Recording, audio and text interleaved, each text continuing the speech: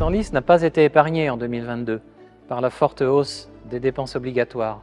Énergie, fourniture, denrées alimentaires, prestations de services, mais également revalorisation des rémunérations de nos agents à travers l'augmentation du point d'indice des fonctionnaires.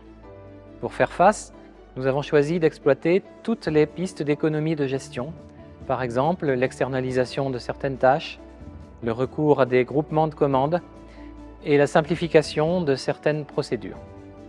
Et bien sûr, nous avons donné un grand coup d'accélérateur sur les économies d'énergie pour nous préparer à supporter durablement des coûts d'approvisionnement élevés.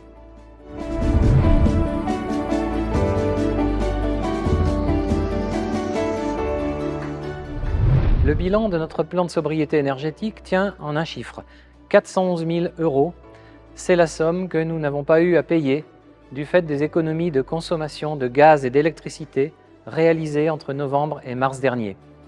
Pour économiser l'énergie principale de chauffage, qui est le gaz, nous avons réduit la saison de chauffe et fermé temporairement certains équipements tels que la piscine Yves Carlier, le manège Ordener, le prieuré Saint-Maurice et l'espace Saint-Pierre où nous nous trouvons.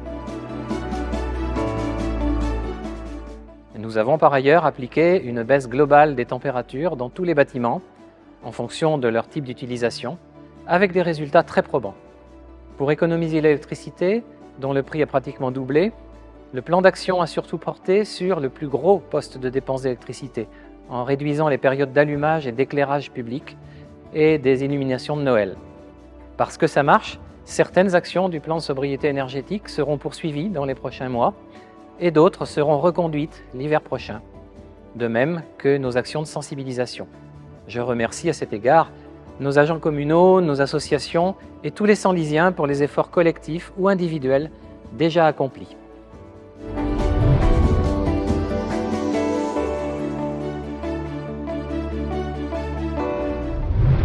Ces économies d'énergie et de dépenses de fonctionnement dans l'ensemble des services ont permis de préserver un élément d'équilibre essentiel du budget, le taux d'épargne. Ce niveau d'épargne nous permettra, cette année encore, de financer nos investissements pour un montant total de 7,8 millions d'euros, sans recourir à l'emprunt.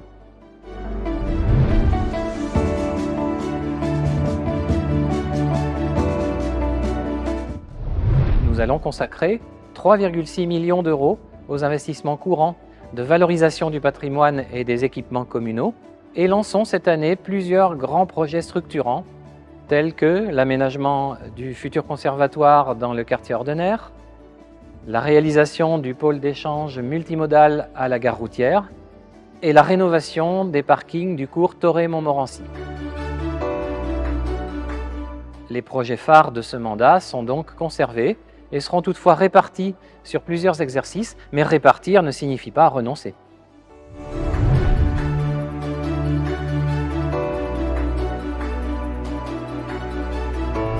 Je le confirme, le taux communal de la taxe foncière n'augmente pas en 2023. Grâce à notre projet de réduction des dépenses et grâce à la revalorisation des bases fiscales de 7,1% décidée par le gouvernement, nous avons pu équilibrer notre budget sans infliger une double peine aux contribuables. Je pense particulièrement aux propriétaires qui sont désormais les seuls à payer les impôts locaux après la suppression totale de la taxe d'habitation. Nous menons parallèlement une démarche approfondie de recherche de subventions et de financement pour nos investissements, tels que les fonds européens, le mécénat ou les fonds de dotation. Cette conjoncture très particulière et probablement durable nous oblige à repenser l'ensemble de nos méthodes avec un objectif qui tient en 3 mots: optimiser nos ressources.